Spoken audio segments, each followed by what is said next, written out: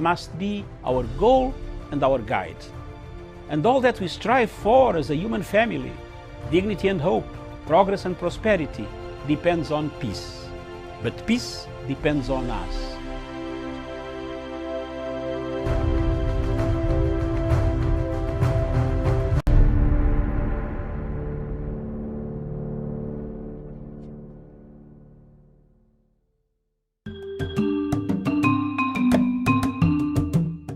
The government of Kenya is keen on the development of social economic infrastructure to support the realization of the Big Four agenda and Vision 2030.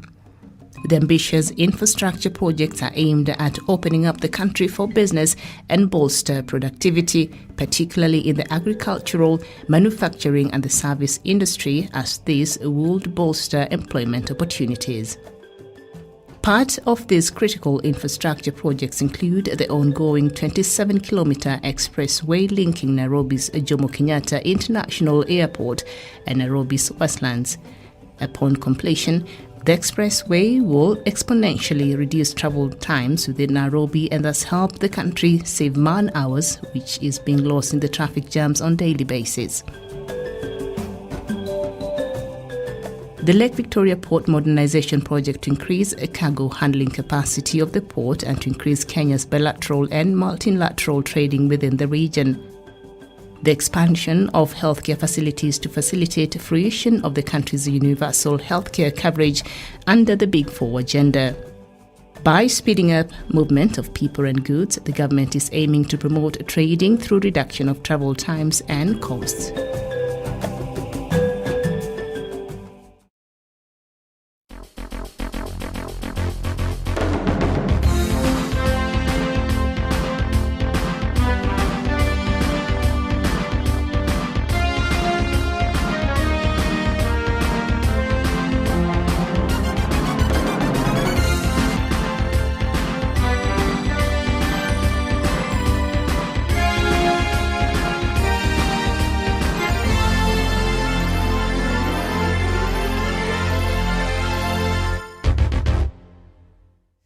Good morning to you, and thank you so much for finding time being with us this morning. The show is Good Morning Africa. My name is Miriam Ogutu, and we're here to bring you the latest, what is happening in the country by going through the leading newspapers here, the Standard newspaper, the Star newspaper, and the Daily Nation.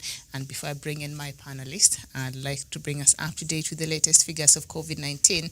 And right now, Kenya, the total number of confirmed cases stands at 179,876 cases. And the people who have since recovered from COVID-19 is 123,050 persons, and the death toll is 3,484. And Uganda, 73,401 cases. Recovery so far is 50,085, and deaths is 714. So we see the death toll there in Uganda steadily rising there for the past couple of days. And then South Africa, the leading country in the continent, 1,843,572 cases, and recovery so far is 1,665,540. And the people who have since succumbed to COVID-19 in South Africa is 59,092. Cases there, so the worldwide cases, of course, are now standing at 179.93 million cases worldwide, with the death toll right now way coming close to 4 million cases, standing at 3,898,106. And of course, these global figures are subject to changes as different countries continue to update their latest as they receive those figures. So joining me on the show this morning is Samuel Tawish, a journalist from Nairobi, Kenya. Samuel, a very good morning to you. Good morning, Miriam, my colleague panelist, and indeed everyone who is watching this program this morning. It's a great pleasure to join you once more on this program. Good morning. All right, good morning, and nice to have you. We do have Jevan Karanja from Nanyuki. Jevan, good morning to you. A very good morning to you, Miriam, and good morning to our viewers and my fellow panelists. Thanks for having me on the show this morning. All right, nice to have you too, Jevan. And we are also joined by Professor Jared Onyari from Nairobi. Professor, very good morning to you. Good morning, Miriam, my fellow panelists, our viewers, from wherever they are, whether it is their morning, their evening, afternoon, their good nights. All right. Prof, you seem to be in very good spirits this morning. All right. Nice to have you. And we're also joined by Douglas Kirimi, all the way from Meru County. Yesterday, we had a very heated discussion here at Tawish. I think you missed it, but maybe we'll pick from where we left yesterday. Douglas Kirimi, a very good morning to you. A very good morning to you, Miriam, and also to my co-panelists and also to our friends across the world. Thank you for having me on the show. All right, nice to have you too. So let me go through quickly the headlines this morning, and then we'll pick on what stories to have a conversation about this morning. The main headline on the Daily Nation: MPs block a tax on bread border between a rock and a hard place. Treasury CS Ukur Yatani had proposed the new taxes to boost Kenya's revenue collection, but National Assembly Committee has shut down the measures, arguing that these are basic items which should be zero rated. And then just down there, Uhuru's big fight back in Ruto tough. After his visit to Kambani later this month, the president will head to his political estranged deputies Rift Valley backyard of Uasin Gishu, Trans Nzoia and Nakuru counties as he continues his inspection of government projects across the country. And then state's hand in civil servants, a teachers' union elections, and then big fish using the courts to delay justice. That is according to Haji. Some high-profile Kenyans have mastered the art of manipulating the criminal justice system to avoid their day in court. That is according to the DPP. And then the Star newspaper, the main headline: Ruto plans to pick ex-CS Kiunjuri as his running mate to introduce the post of chief minister to accommodate political bigwigs in his camp if he wins next year. Na sio ni lazima basi tuende we vote for the BBI. Sindio, ama hiyo position iko. If you have to change how parliament is constituted, that mandates for a referendum. Okay. Why Willie Kimani murder case may start afresh 5 years after trial. The story on page 25, and Ministry of Health has 5 weeks to use 359,000 doses, and mass school dropout after a COVID shutdown. And then the Standard newspaper: Wanjiku wins as MPs reject Yatani taxes, and then are not free to hold polls. Sarkozy faces jail term. That is the former French president. Uhuru condemns Europe's unilateral decisions, and then just beside that, principals applaud NASA fate amid mistrust. So that is what we have. So let's just start there, where Wanjiku wins as MPs reject Yatani taxes. The prices of chapati and ugali are likely to go down after legislators jolted Treasury's revenue tracing plan by making changes to the Finance Bill 2021 to ease a growing burden on Kenyans. Well, I bought bread the other day and I saw the prices already had gone up. Start us off, Samuel Tawish. Oh, very well. Thank you so much, Miriam Ogutu, my colleague panelist who are joined in this morning, and of course, everyone who is watching this program. Indeed, Miriam, I think it's good news for the ordinary Mwananchi, for the ordinary Kenyan, especially when it comes to taxation. This has been a cry for many Kenyans that there's heavy taxation, especially on the ordinary Kenyans, something that makes life even more difficult on an already overburdened taxpayer. And so when the members of parliament, because again, members of parliament are elected to represent, to legislate and oversight. And I think it is their prerogative to make sure that whatever they do on the floor of the house actually reflects the wishes and the interests of the people they represent. And in this case, I think I should allow the members of parliament for seeing it wise actually to reduce or to actually propose a zero rate taxation, or especially on the essential or basic commodities that every Kenyan uses every other day. So Miriam, because again, in as much as government does not do any business, in as much as government needs our taxes for it to be able to provide services for the ordinary Mwananchi, the same should not be actually it should not be exploited, should not be done in a way that makes life very difficult for the ordinary Mwananchi. So to make my submission very short, Miriam, what I will say is that this is a right step in the right direction to ameliorate an already overtaxed or overburdened taxpayer in the Republic of Kenya. I submit, Miriam. Thank you so much. And the members of parliament there are proposing a 0% VAT on ugali, removing taxes on any inputs, 0% on the same chapati, but I think that will be wheat flour, VAT removing taxes on any inputs, and boda 15% proposed excess duty that has been scrapped. So those are the proposals in Parliament. For once, they could be on the side of Wanjiku. I don't know what you make of these proposals, Jevan Karanja. Thank you very much, Miriam. And for the very first time in our country, we are seeing our members of Parliament having the interest of Wanjiku as a priority. Because, Miriam, with this COVID-19, the economy is not very well, and a lot of Kenyans have been shed off from their workplaces. Business have shut down. Therefore, this is a very good step, especially when they talk of having zero VAT on basic commodities like ugali and wheat flour. Then that shows that we are heading on the right direction, because these are the commodities that Kenyans consume on daily basis. Therefore, if we can go that direction, Miriam, and ensure that we have tax relief for Kenyans at this critical moment when we are going through this COVID-19 crisis, Miriam, I see our members of Parliament doing a very good job. Therefore, I commend them. They should continue pushing for these reforms so that, Miriam, we can, in this country, Miriam, we are overburdened with taxes already. Therefore, if Yatani can add us more burden, Miriam, Punda sasa hata choka tena. Punda will automatically die, and we don't want to reach at that level. On that point, Miriam, I commend our members of Parliament, and we support them on that. And if there's anything they can do, Miriam, to ensure that Kenyans are relieved, especially in form of taxes, Miriam, we can be very happy, because in this country, we pay our taxes, but on this time, the government needs to relook on its measures to ensure that Kenyans are safe. All right. Very well. Jevan Karanja, we seem to have lost him there. Professor... And they themselves at this time when we are battling COVID. Okay. All right, very well. Jevan, thank you. We seem to have had a bit of a hitch there from your side.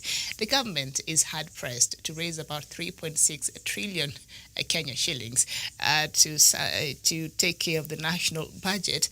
Somebody has to fill in for that, now that the MPs are proposing that some of these important commodities are not taxed. Where can perhaps the government look for this extra money that they need to service this national budget, Professor? Yeah, Miriam, thank you for that good question. And the government is with people. The government doesn't have an investment. The government doesn't have a farm. The government doesn't work, Miriam.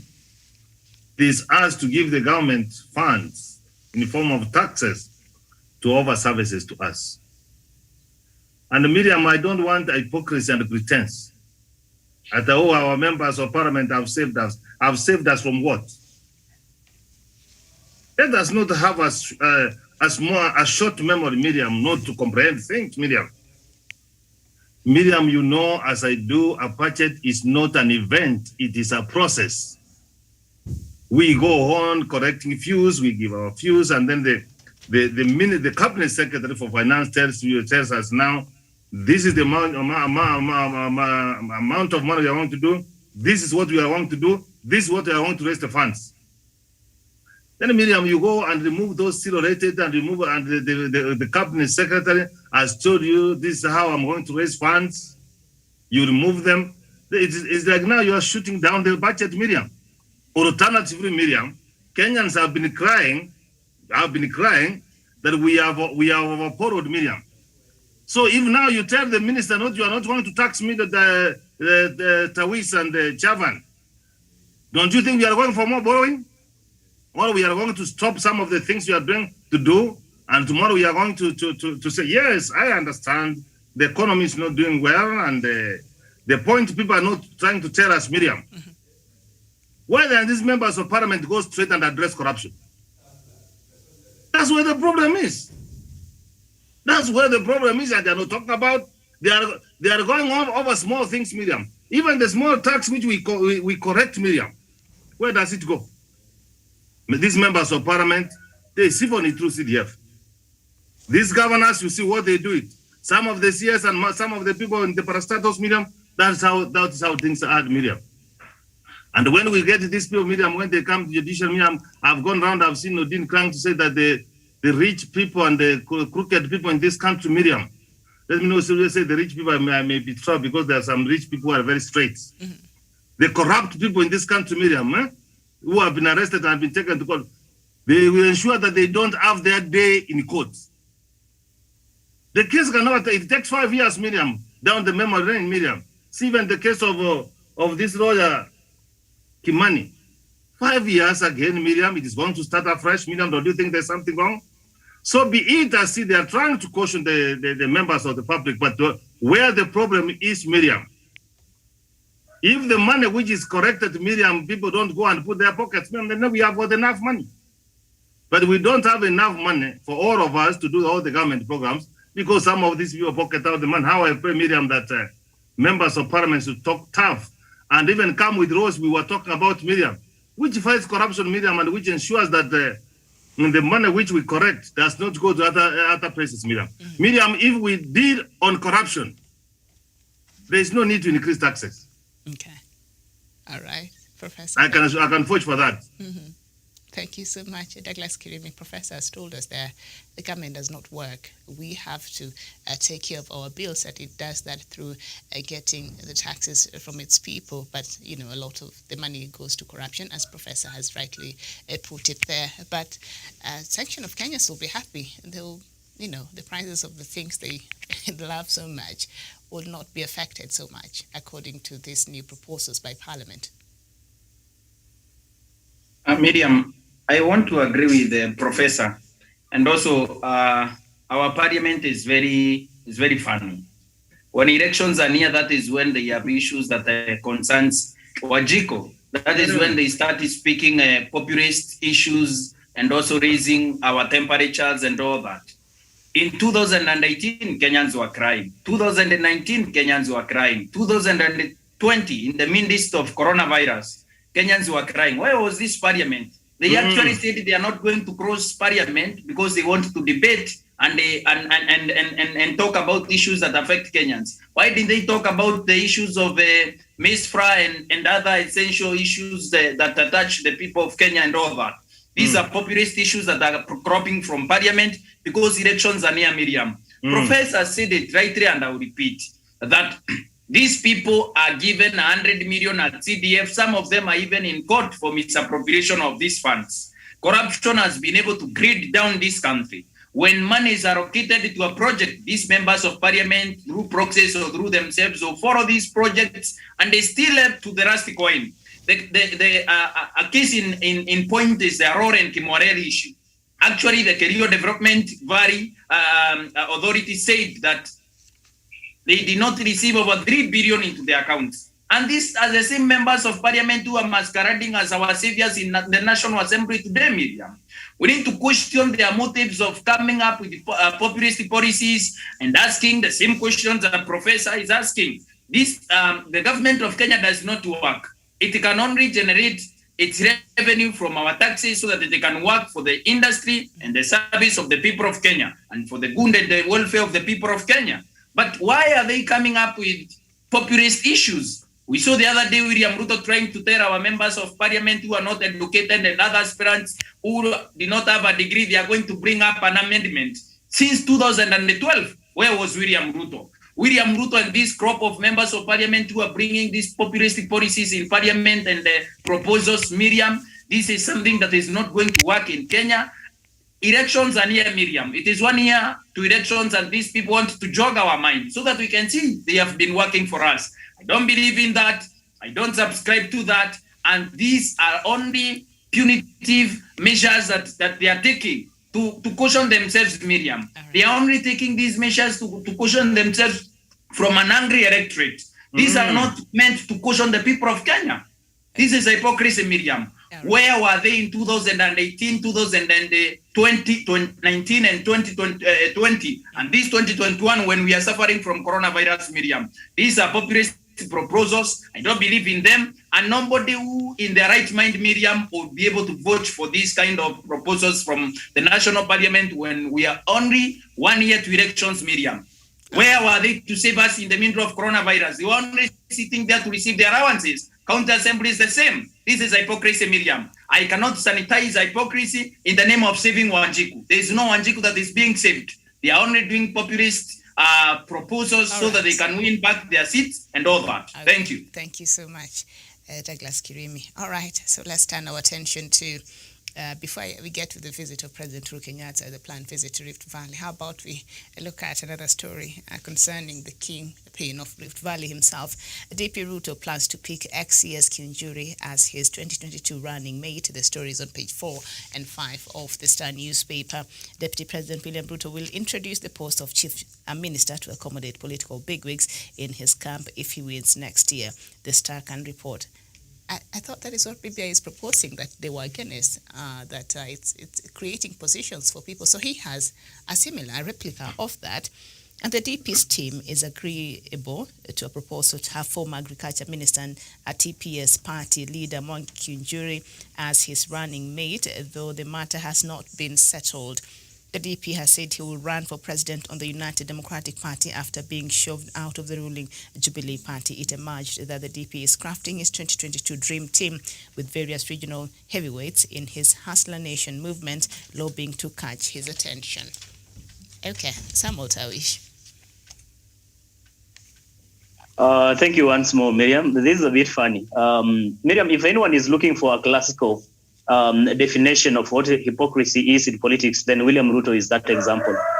Because again, I remember William Ruto is one of those politicians who have been running around in the country castigating President Uhuru Kenyatta and former Prime Minister Raila Odinga, and of course the Building Bridges initiative that was birthed out of the handshake between the two leaders.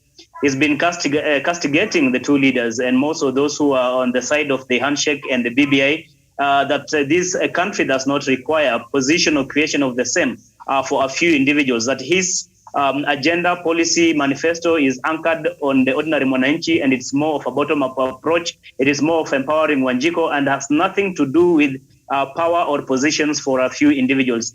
I'm not surprised that William Ruto today comes out and talks about who his preferred presidential running mate is going to be, why he's making suggestions that probably he wants to create more positions, I don't know, through maybe executive orders to create the post of prime minister or chief minister for that matter. Why is he doing all this? Because he knows it is almost impossible or unattainable for him to go into this election without really appeasing into these political bigwigs, into accommodating. That is why President Uhuru Kenyatta and former Prime Minister Raila Odinga have been so much keen on calling for more inclusivity when it comes to governance structure in our country. I do not understand why William Ruto has been fighting the same when he knows it too well that this is the only way that we can have probably a healing in this republic, especially when most parts of this country feel represented in their government. And there's no better way of doing this other than anchoring the same in the constitution. So we do not want to see this being actually anchored on the goodwill of individuals or political leaders, but it has to be anchored or framed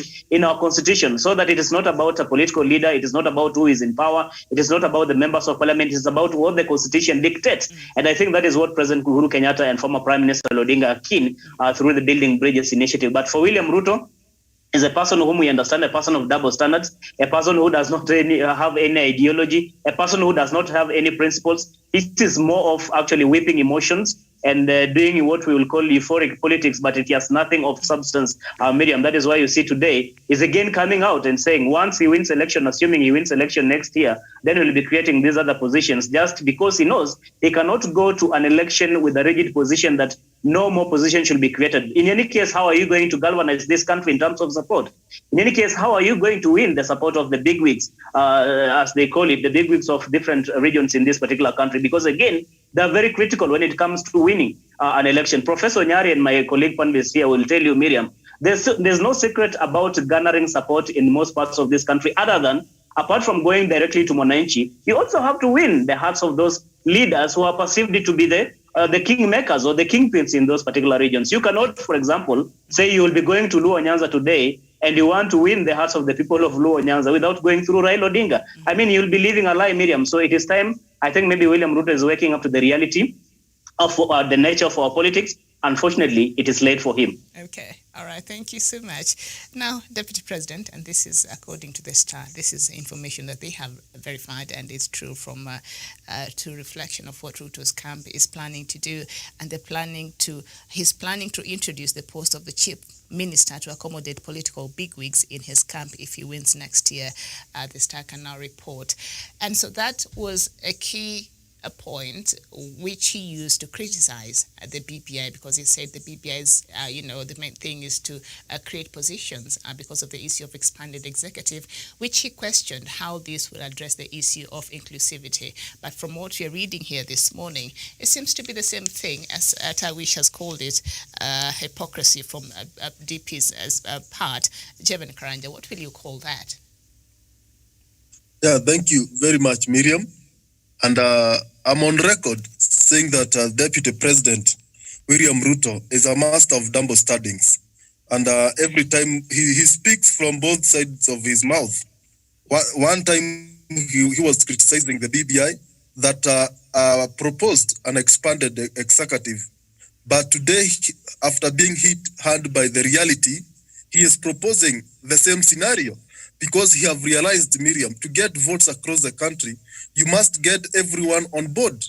And Miriam, that is the reality. And that is what President Uhuru Kenyatta and former Prime Minister Raila Odinga were proposing through the BBI initiative. Therefore, Deputy President is a man who lives in kind of a denial. But when reality comes, he pretends, he changes his color. He camouflages like a chameleon, depending on the environment. Now, because you're heading to a general election, he must come with these sweet words so that he can get votes across the board, because he needs 51% plus one of the total casted votes in the election. He needs to get at least 25% of total votes in each county, and he needs to get at least 24 counties on his side. Therefore, he has realized that is a reality. But Miriam, where things are hard for Deputy President is him bringing on board people who have tainted character, people who have been accused of corruption. Because when he brings Mwangi Kiunjuri as his preferred candidate, Miriam, Mwangi Kiunjuri has been my member of parliament for 15 years. But when you come to this area, he has done nothing, Miriam. He was Assistant Minister of Electricity. But when you go to areas, in some parts of areas in Laikipia East, because we are almost bordering Nyeri, you'll find that there are areas without electricity. He was Assistant Minister of Water, but he didn't lobby to ensure that at least in every village, residents have water. Therefore, this is a man, and we have seen him when he was the Minister of Agriculture.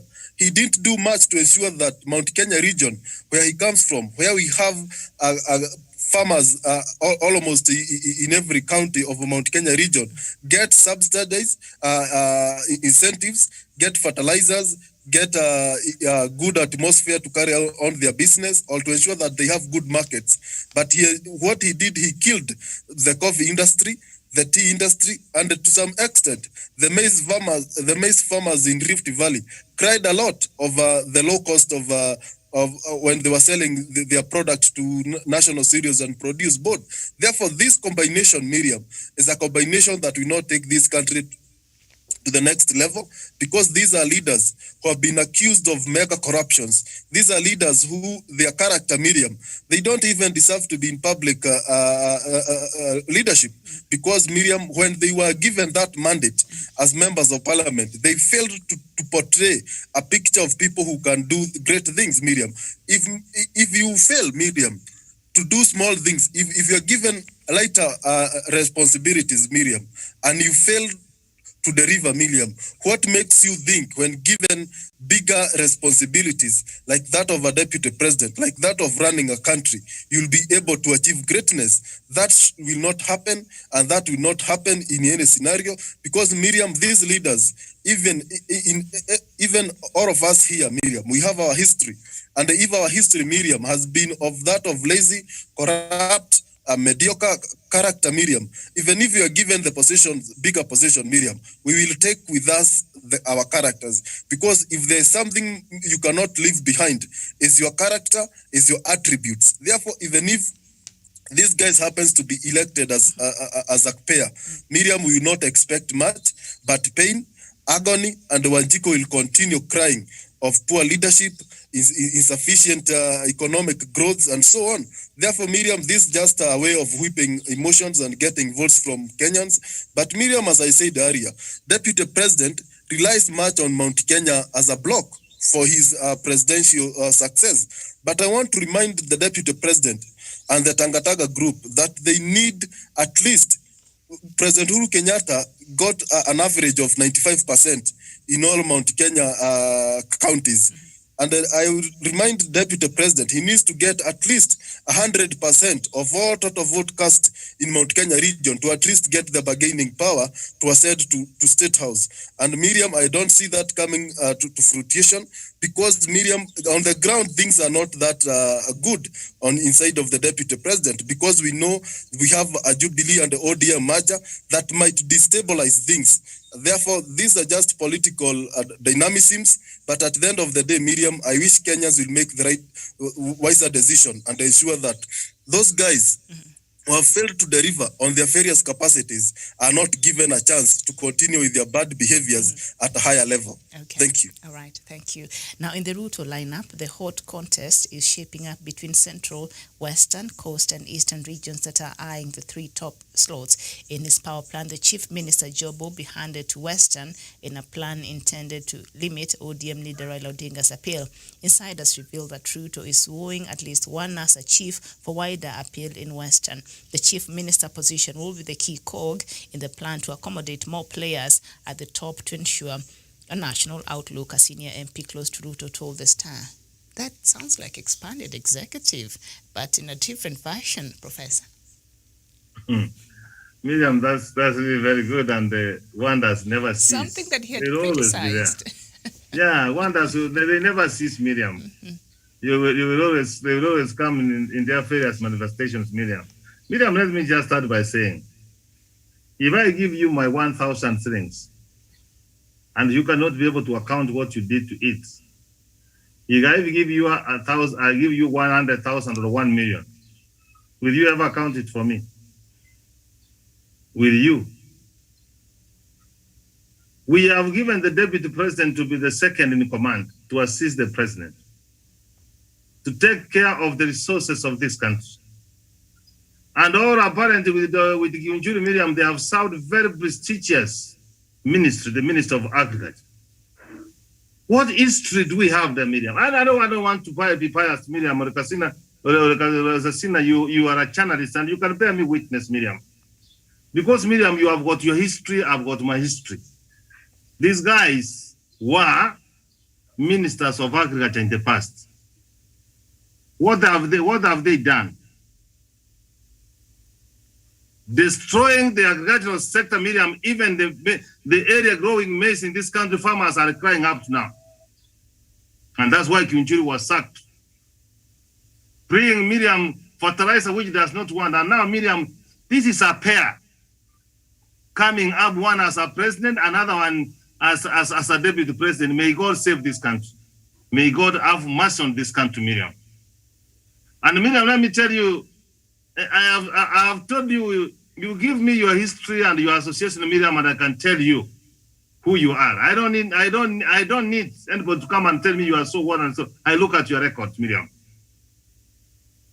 So Miriam, they talk about when serious, you know, Miriam, where an old man sits and a young man goes at the rooftop or at the top of the mountain, Miriam, where the old man sits, you cannot see. He can tell you why. He has got experience. He has seen what happens. That's what it means. So when he said that this is what it means, Miriam, that is what it means. That we should tell you in Masai Mara, Miriam, we have migration corridors for the elephants. Even after 20 years, they know this is their corridor, Miriam. When they come and they find that you have built a house, Miriam, they will bring that house down or eat all the maize or even kill you. I'm talking about BPI. Where Papa and the president, Miriam, they see that, Miriam, what we need to do, Miriam, we need to have the politics of inclusivity. We don't need to have politics of two tribes, Miriam. See what the kind of characters they are doing, Miriam. And you want to tell me that Miriam, someone from the mountain runs and gives another one a pattern, and another one goes to the rift and gives a pattern? Miriam is not going to work like that. So out of the wisdom of this this country, Miriam, the smaller tribes like Kasina or Assassina and myself, Miriam, we don't have a problem in this country. You people from the major tribes in this country, you are the people who are a problem in this country.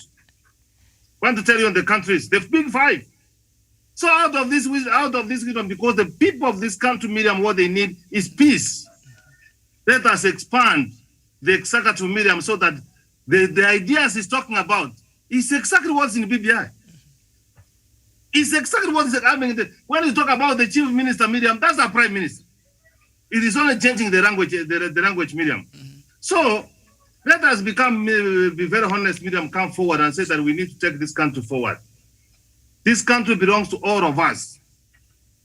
But a few people with a record which is questionable, Miriam, cannot come together, Miriam, now.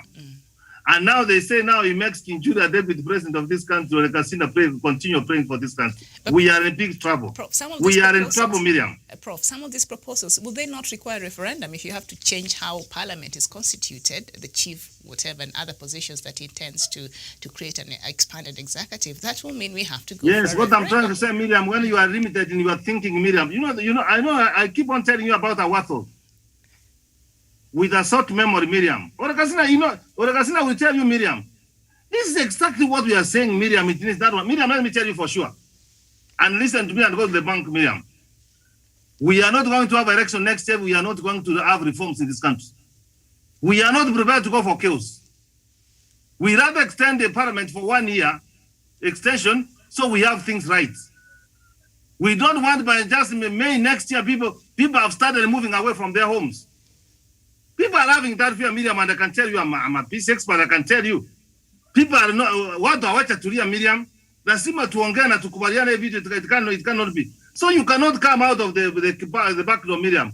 This one, Miriam, is cheating for the people of Kenya, the way that we have said, so that you get the president, Miriam. And I want to tell you, people, these people don't have a feelings for this country, Miriam. Someone who goes, Miriam, and destroys the agricultural economy of this country, the maize plantation in this country, the sugar industry in this country. Someone who brings fertilizer, Miriam, which we cannot use to grow crops to come out, Miriam. Is it the person who cares for this country, Miriam? Show me how you have been honest in small things. And even in bigger things, Miriam, you can be honest. That's what the word of God says. Okay. I submit. Thank you so much. Well, that is what you're saying, Professor. But this is what Mwangi Kinjuri is saying. I have been a party leader and served in various cabinet positions. So I have... Which party leader? So I have... the heart emoji. What is the name of that party? The logo? Yes, the service party. The service party. It's called the service party. Whoever who made that logo must be the one who made the logo at KBC. Come on now.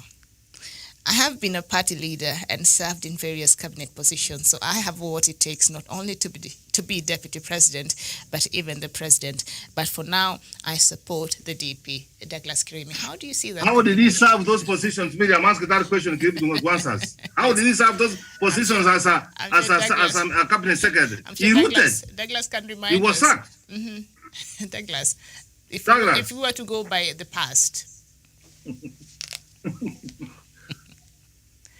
Douglas, are you there? Okay, I think we seem to have lost it. Douglas there. Mm-hmm. Oh, okay. Go ahead. Yes, Miriam, I'm here. Mm-hmm. And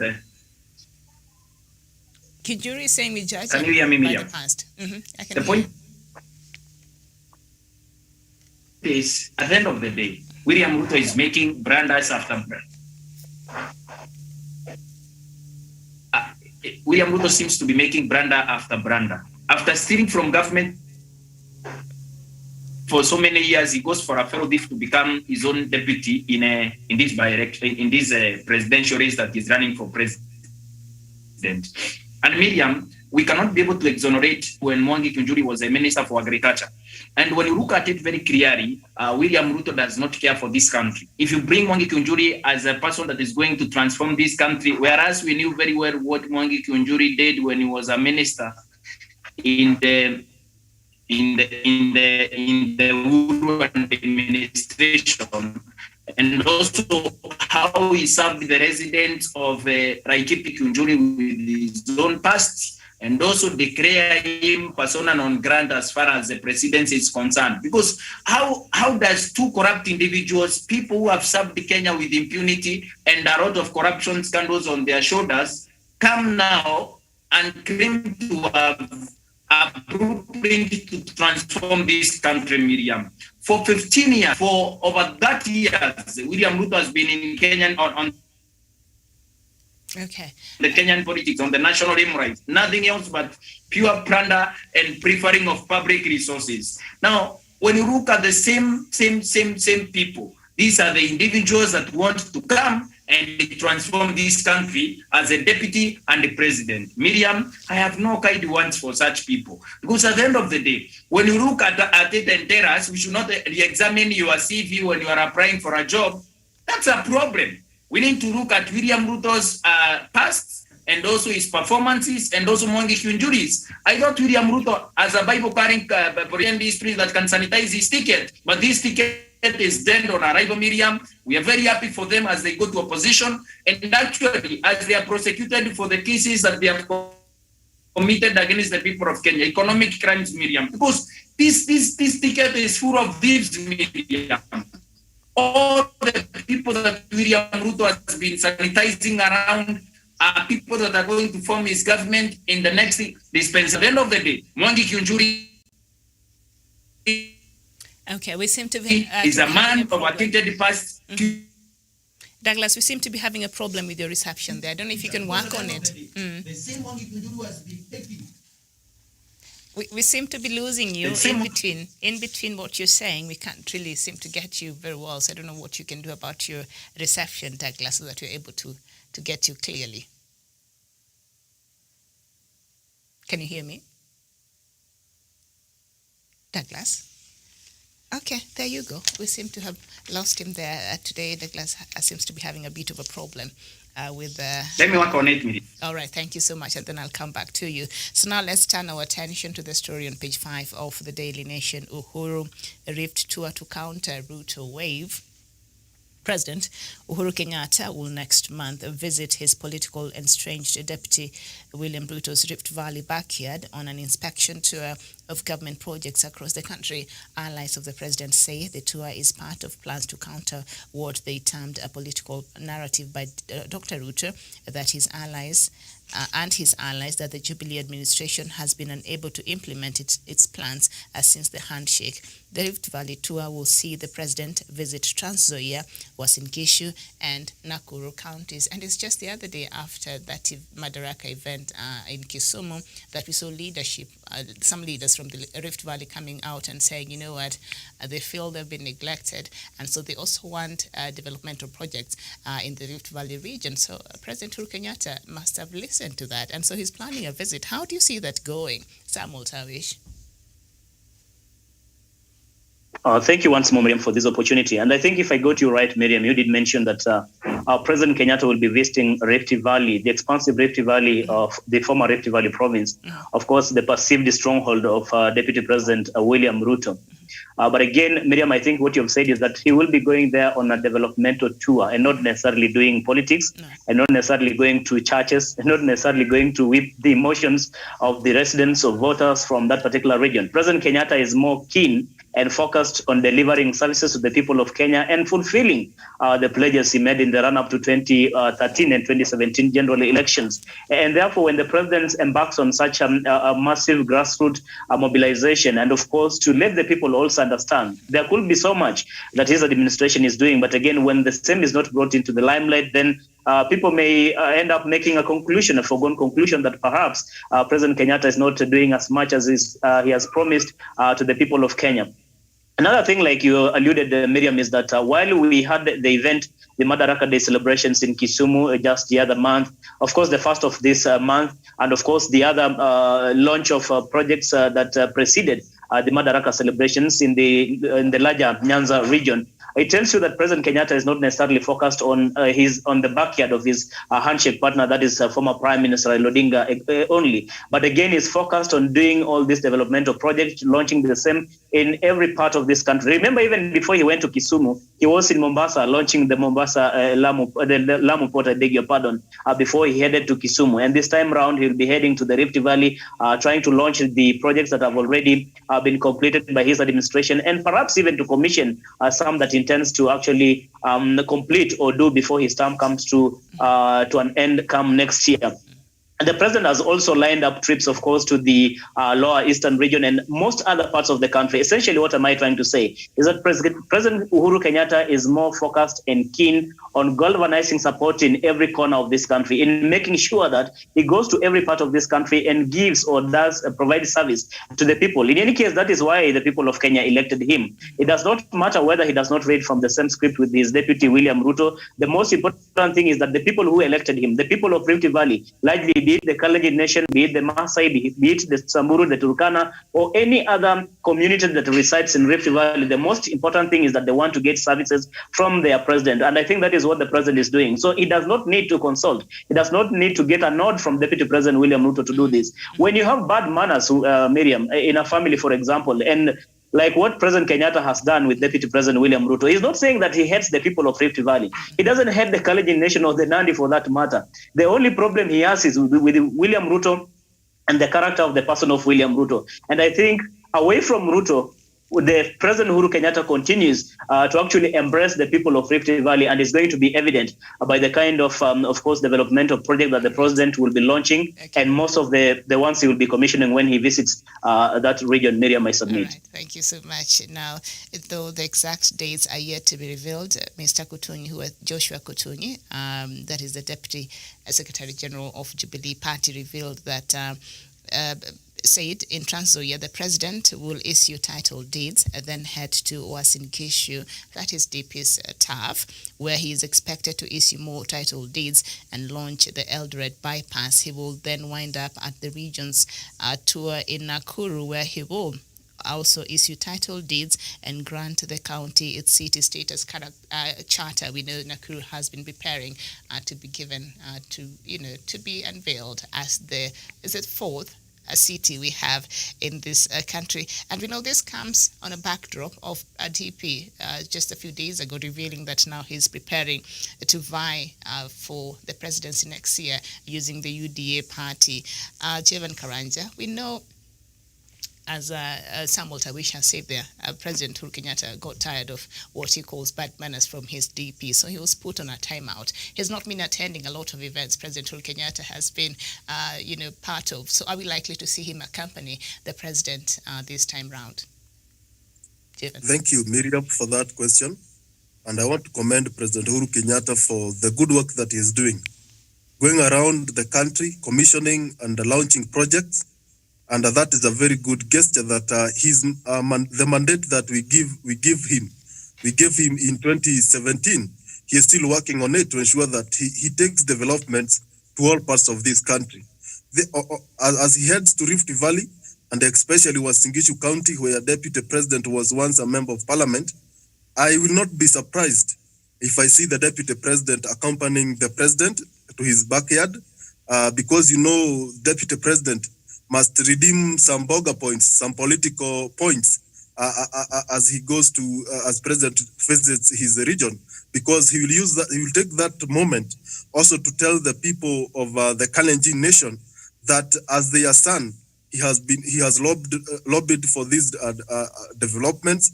He has ensured that they have this Eldoret bypass, they have title deeds and so on. Therefore, I will not be surprised if I see Deputy President accompanying President Uhuru Kenyatta in Rift Valley, because he must portray that he is still in good terms with the president. He must portray that it is just few people in State House who don't want to see him and president in a good working relationship. He must go there and try to portray that kind of an image, because we know the deputy president of this country for a fact that he's a man who takes advantage. He is a man who changes his colors depending on the environment. Therefore, as he goes to Rift Valley, he must portray himself as a very good person who has been able to bring this development near to them, so that in 2022 they might consider him as their preferred presidential candidate, because these are the areas that he must get some votes, so that he can get the weight to get to State House. Therefore, I see and I predict that the Deputy President will be in Rift Valley, especially in Uasin Gishu. He might not be in Nakuru, but in Uasin Gishu, Eldoret, he will be there, welcoming the President and trying to bring the likes of Kipchumba Murkomen and Oscar Sudi, because I expect that the President will have a talk with leaders from drawn from those areas. Therefore, as they will go to visit him in State House or in State House Eldoret, maybe that they'll have a more talk on what they need as a region. Okay. I submit. Okay, thank you, Professor. What is likely to happen? How will President be received in the Rift Valley? And is the deputy likely Miriam, to be with him? Sometimes the newspapers make mistakes on how they choose their titles, Miriam. And I don't blame them because they're in the business, Miriam. But how I pray that they should sometimes exercise a small element of nationalism, Miriam, and patriotism, and putting the country together, Miriam. Sometimes you say things which are not. You talk about the Rift Valley backyard of who? Of the deputy president. Does he have a backyard? He's a citizen of this country, and he has been given the opportunity by the president who nominated him to be his running mate and to be his deputy. See, our politics. So sometimes we try to market something and we want to create problems wherever they are not there, Miriam. And what I've said, Miriam, Dr. William Samoei Ruto is only aspiring to become the president of this country, Miriam. He has not become one. He has only become a deputy president, Miriam, and he has absconded duty. Let me tell you who is the president for this country. President Uhuru Muigai Kenyatta, number one, is a politician. And you know the siasa ya pesa nane, he has focused in Nyanza. That's where he's taking development, Miriam. And the people of the Rift Valley, we voted for him, Miriam. You know, those are small, narrow, myopic politics, Miriam. And Tawish said what the president has been doing. He's a politician, Miriam. So he must go to Rift Valley, Miriam, as a politician, Miriam, to play politics. Because if he doesn't do so, his name will be spoiled, Miriam. He is the president of the Republic of Kenya, Miriam. We don't have two republics, Miriam. He is the president for Nyanza, he's the president for Rift Valley, Western, and all the regions in Kenya. And Miriam, when you elect someone, yesterday we were talking about the presentation, Miriam. How will the president come on the country if he does not on the ground to find out what's happening there, Miriam, to supervise the government project which he was giving the deputy to assist him, Miriam. And the deputy, Miriam, he took the pattern and they started running in the opposite direction, Miriam. So they can't meet. He's the head of state, Miriam. He's the head of government. He's the commander-in-chief of the Republic of Kenya, Miriam. He's a symbol of a unit. You know what is happening? Even in this morning, Miriam, I've heard some people, some cleric from Rift Valley saying, some imam, saying, oh, Matiang'i, what you need to do, Miriam, kidnapping, by the way, it is becoming an issue in this country, Miriam. We should find some time to discuss about it. The rate at which people are disappearing, Miriam, women and young with children, Miriam, and they come murdered, Miriam, it should be our concern. So as a president, he has go to that region, Miriam. And when you go to Trans Nzoia, Miriam, you know what happened to Trans Nzoia, Miriam. Those people grow maize. And perhaps no, Miriam, even when they tell some of these members of parliament who goes home, Miriam, and they don't even go. They rotate around the city, Miriam, and they don't know what's happening on the ground, Miriam. So sometimes when he goes to the ground, Miriam, the president can get the reality and he can act upon, Miriam. He's also the chairperson of National Security. I have said that, Miriam. And the duty of the president, Miriam, is to promote and enhance the unit of our nation, Miriam. So he must go to the ground and say that, Miriam, oh, no, I am the president for the Republic of Kenya, Miriam. The other day you saw me, I was in Ramu. The other day you saw me, I was in Nyanza. I've come from Ukambani, Miriam. It's perfect, right, Miriam? So let us not try to elevate the deputy president to be somebody in this country. It's nobody. Let us wait the second Tuesday in 2022 of August, what he can become in this country, Miriam. I am very sure we are preparing my seat for him. He will not be operating from the streets. He will be the leader for the opposition. That one, I'm sure. That one, I'm very sure, Miriam. So what the president is doing, even what Kutunyi is saying is perfect, right, Miriam? We cannot elect you, Miriam, and you sit at State House in Nairobi, in the capital city, and you don't know to the very to know what's happening, Miriam. Miriam, as I always say that if it was not this constitution, Miriam, President Uhuru Mugai Kenyatta, how they have worked with the Papa, Miriam, if they can combine and make a government of national unity, you will see this country where it will go. I submit. All right, very well. He's having the image and the will to serve the people of this country.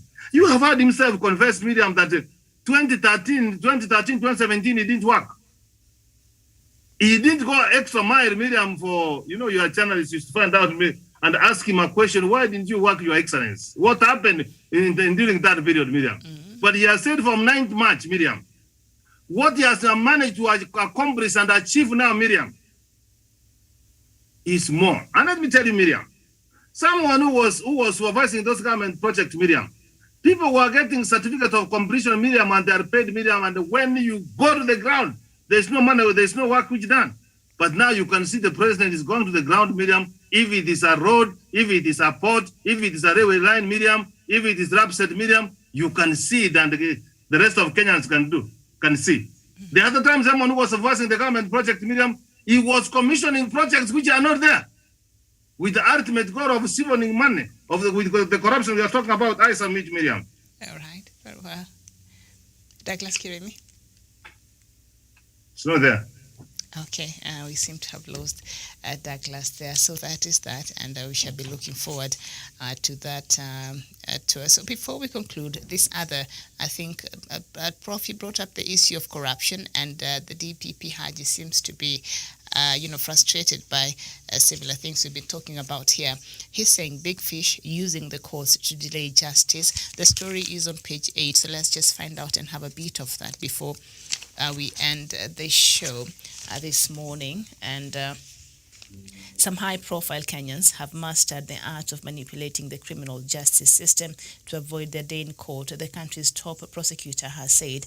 Director of Criminal Prosecutions, DPP Nordin Haji, said many grave cases involving prominent individuals have stalled as the suspect filed different applications to stop their trial. Mr. Haji, who was sworn into office slightly over 3 years ago, said the trend had greatly hampered his office's ability to attain its conviction targets. The DPP has since assuming office approved arraignment of several governors, legislators, judicial officers, influential business persons over theft or taxpayers' funds.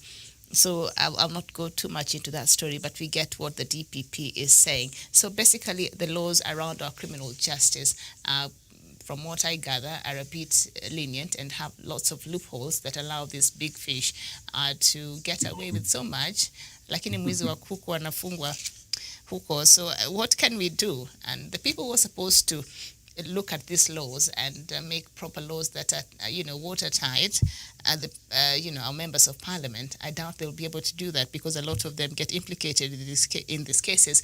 So now it seems to be left on our own. Samuel Tawish. Well, Miriam, I think this is one of the things we've been speaking about, and it's good that the director of public prosecution, Nordin Haji, is coming out in the open to admit that this is one of the weakling in as far as the fight against corruption is concerned. Because again, understanding the network of cartels, especially in the justice system, it becomes very difficult and impossible even to nail the culprits of corruption scandals in this country.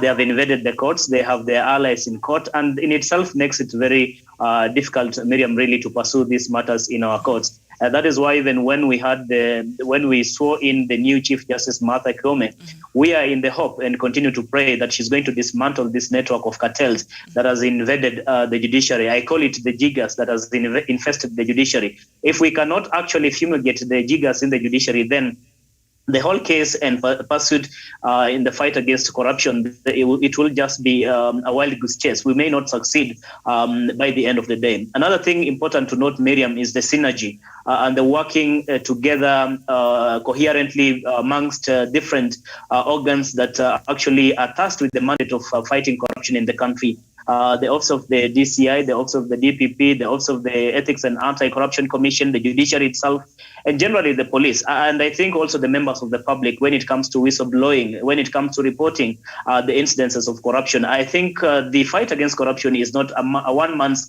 kind of show. It is something that we all need to pull our effort together. It's something that needs each and every one of us really for us to fight this vice, Miriam. Because again, when members of public cannot report incidences of corruption, when the office of the DCI and the office of the DPP cannot read from the same script, when we cannot synchronize the workings amongst the organs that are tasked with the mandate of dealing with corruption, then the entire effort to fight corruption becomes futile, Miriam. So I think it is time for us to call upon all these agencies, and more so the judiciary, because again, I've seen police making arrests. I've seen the office of the DCI actually carrying out investigation. I've seen the office of the DPP prefer charges. But again, when we get to courts, these people walk scot-free. What happens in the courts? You want to tell me all these agencies have not done what they're supposed to be doing? I mean, when we had David Maraga as the Chief Justice, he used to say that these organs need to come, or the office of the DPP needs to come with watertight cases. And therefore, it is important also for us to stress and continually challenge the investigative agencies to make sure that we do not just want wild pronouncements. We do not want just euphoric kind of announcement about corruption allegations or corruption cases in the country. We want to see them do thorough investigation so that when we present these cases before court, they are watertight enough, and they can actually, the courts and judges may not have a leeway or a loophole really to escape to convict this individual. So I think that is the conversation, a candid one, which as Kenyans we must always have. We must always push and remind even the new Chief Justice that she has a very big task in dismantling this network of cartels that has invaded the justice system in Kenya. Miriam, I submit. Okay. Now, to speed up high-profile cases pending in various courts, Mr. Haji has now sought the assistance of the judiciary to have the malaise cured from within. During a courtesy call by the DPP to the Supreme Court Chief Justice Martha Koome, promised to look into the matter and seal any gaps slowing down the wheels of justice. The DPP added that the COVID-19 pandemic further slowed down work in his office, revealing they had quickly digitize some operations to keep up with the piling workload. So we can see the DPP seems to be a bit frustrated, and his heart is in the right place. So, but the wheels of justice are really slowing him down. Jevan. Thank you very much, Miriam, for that. And I would like to agree with the DPP that the problem that we have in this country is a judiciary that is not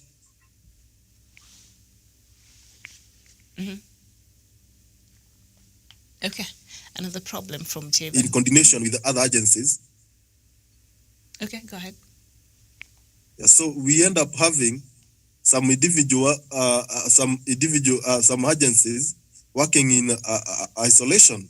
And I think the judiciary, as a custodian of the Constitution, as a body that prosecute and ensure that these guys are taken on a sentence or a jail, on prison, they should ensure that they accelerate or they catalyze the fight against corruption, so that we can have a well-coordinated kind of approach to ensure that we fight this monster once and for all. Therefore, it's upon the new Chief Justice and the judges to ensure that if a case is taken to our courts and it is watertight and there is enough evidence, Miriam, I don't see why we should have members of parliament or civil servants working scot-free when we have evidence, when DPP has done their job, when DCI has done their investigations, and there is grounds enough to prosecute these guys. I think they should be taken to jail, and the judiciary should not be used as the stumbling block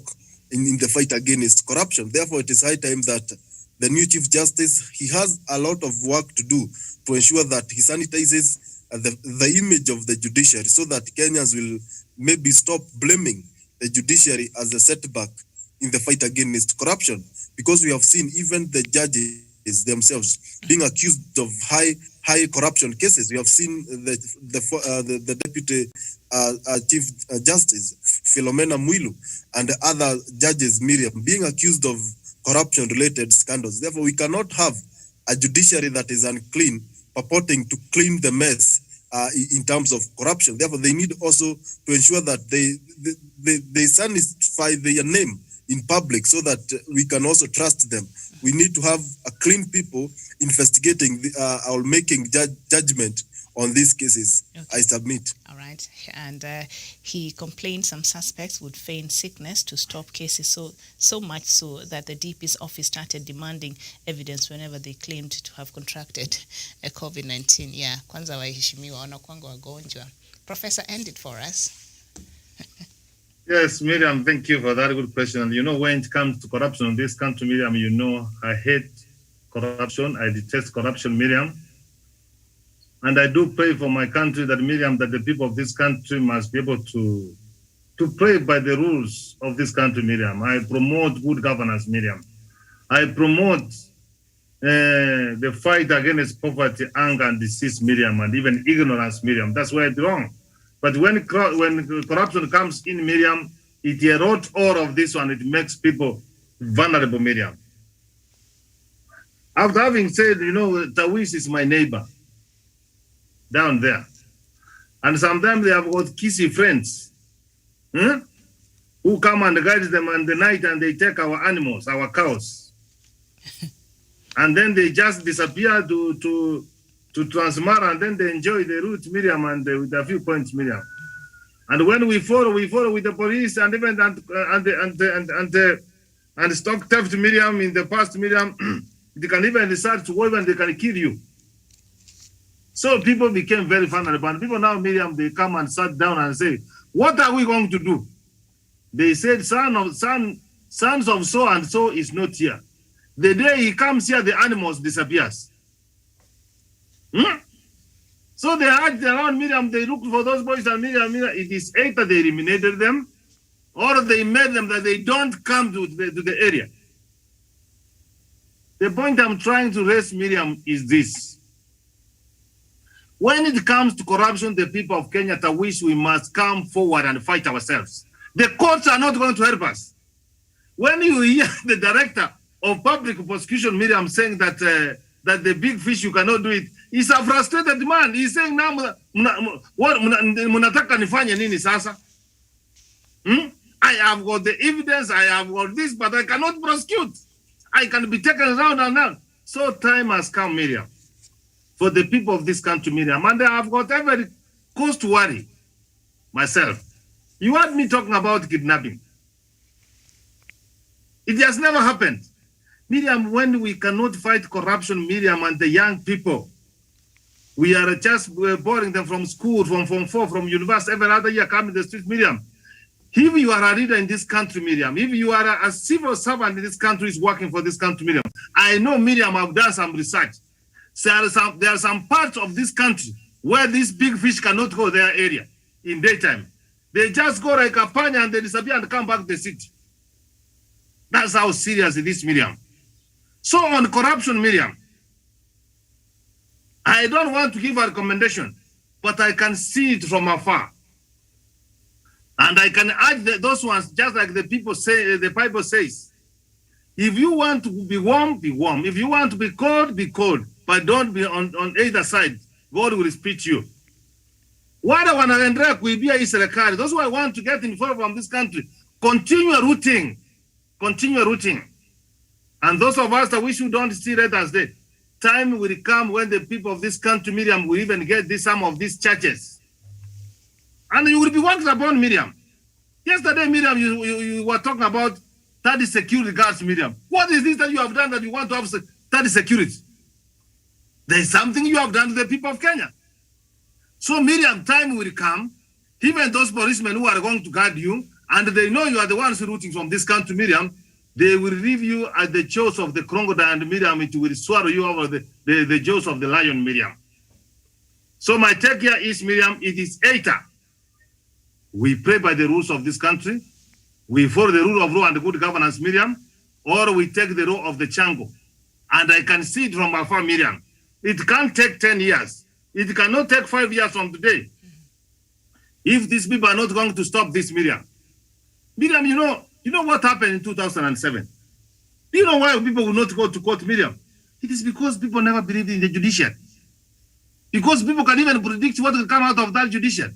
It reaches a point, Miriam, why do you hire a lawyer if you can hire a judge? Why? I simply go to the church and give him the money and he sets me free. And the Kenyans have started getting fatigued with this court, Miriam. When you hear the director for public prosecution, Miriam, saying this, Miriam, you should get worried. And Miriam, you can see something has happened, Miriam. The director for criminal investigation, Miriam, you saw him coming, every night they were having people frightened, people being arrested, Miriam. It reached a point, Miriam, they went to court and they were stopped. The director for DPP is now complaining, Miriam. It is not a good signal for the country, Miriam. Even when we were talking about the budget, Miriam, even when we were trying, I did say that much of the money is being siphoned, Miriam. So time is coming, Miriam. We are going to get this big fish, Miriam, and we are going to surround them, Miriam. You can be a big snake, but we are going to take Savari, to send Savari ant, Miriam. They will smoke you from that hole, Miriam. How I pray that, Miriam, let the people learn to respect the resources, Miriam, of this country. The tax we correct, Miriam, belongs to the people of this country and not a few individual, Miriam. Yesterday, Miriam, I was so much impressed. This man who thought that he was so from Kera. You know what happened? Correcting money, buying apartments, doing this, having this company, Miriam. All those accounts were frozen, Miriam. And that person, Miriam, get it from me. He has started now seeing what reality of poverty means. You will see him walking the streets and begging. So, Miriam, let us stop this kind of corruption, and our judiciary, please help us. You are there to dispense justice, Miriam. We pay them well, we give them security, Miriam. I don't see the reason why. Again, someone can just go and shield someone. Look at the case like the case of Waruke. See what the magistrate Juma did, Miriam. He hammered that guy properly, Miriam. The guy went to the court of appeal. He put that thing, and now he's walking here free. The case is not moving, Miriam. And you remember, the court of appeal was at Arimbo. You know that? It is now that it has been constituted, Miriam. And there was a backlog of those cases, Miriam. Wakati yake takuja kusikizwa is another 5 years, Miriam. What justice can we find for a small man here in this country? I submit. Yeah, and he's still earning the salary from the taxpayers, and he was found guilty. That is ridiculous. He's still a member of parliament. Why is a criminal? Because already the judgment was made. Why? Something is obviously wrong. Absolutely. We have to end the show this morning. Samuel Tavish, I know you want to say something, but no, I need to go have my breakfast. Thank you so much. Chevan Karanja, thank you, Professor. Thank you, and Douglas Kirimi, who had a bit of a technical hitch earlier and left the conversation a bit earlier. My name is Miriam Ogutu. This has been Good Morning Africa. Thank you so much for watching. We shall be back here at 11 a.m. with another conversation. Enjoy the rest of your day. Good morning.